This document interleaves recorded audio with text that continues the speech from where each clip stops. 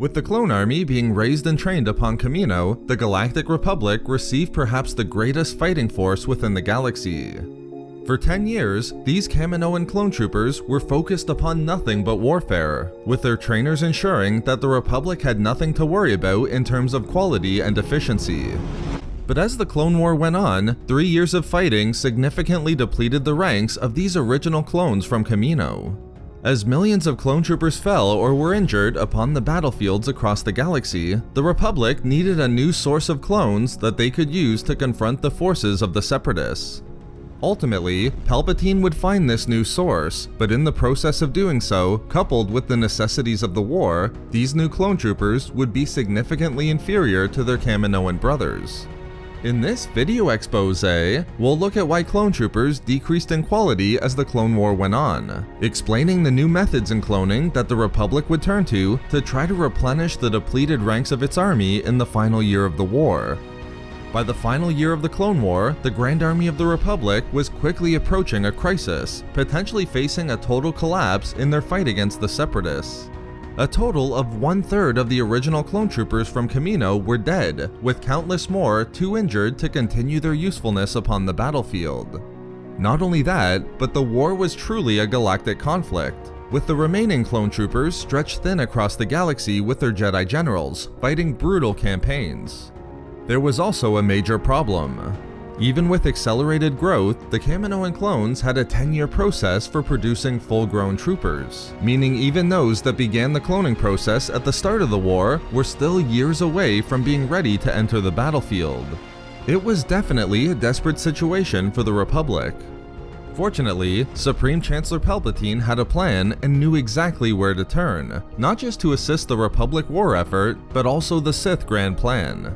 In complete secrecy to only a select few, Palpatine approached Arcanian Microtechnologies, a large corporation headquartered in the Outer Rim.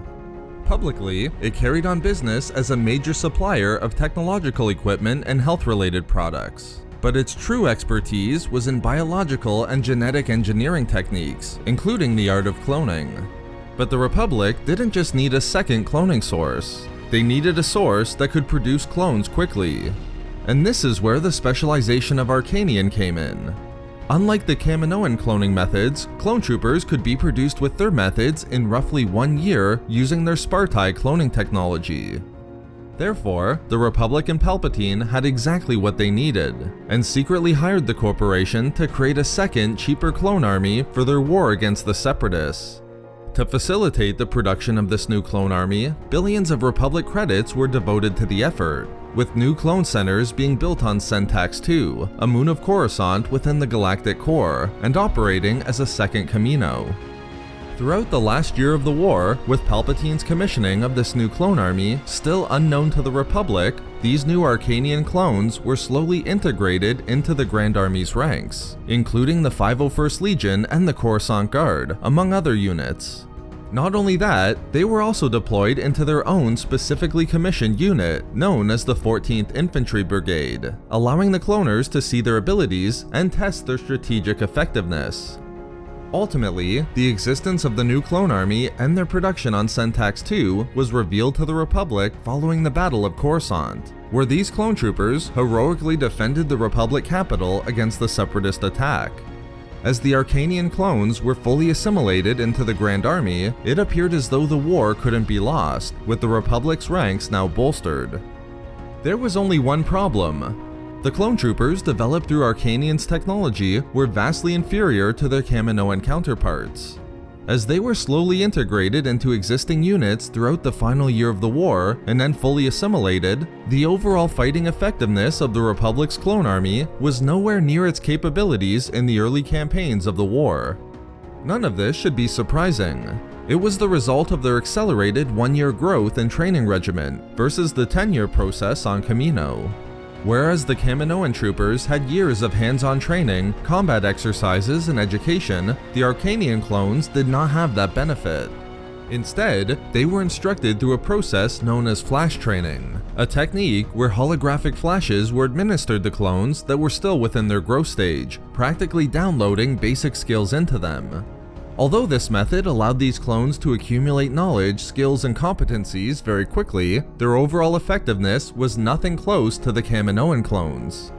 And this drop-off wasn't merely in theory, as it was directly noticed upon the battlefields during the Clone War.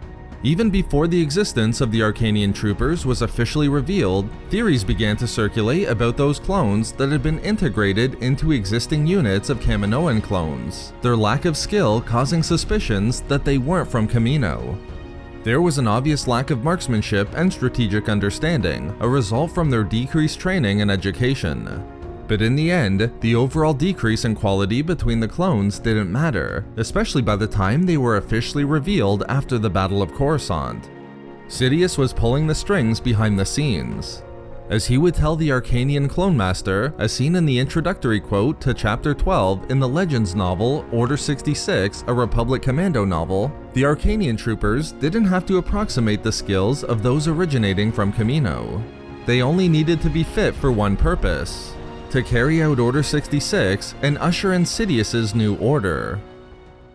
So there we have it, how the clone troopers of the Republic Grand Army got worse as the Clone Wars went on. We love making these videos, so why not subscribe for more fun Star Wars theories and discussions. Also, if you enjoyed the video, think about giving a like or leaving a comment. Or perhaps follow us on Twitter @SW Reading Club for updates regarding the channel. Or support the channel through Patreon for access to exclusive rewards and discussions. If not for me, for the greatest clone master of all time.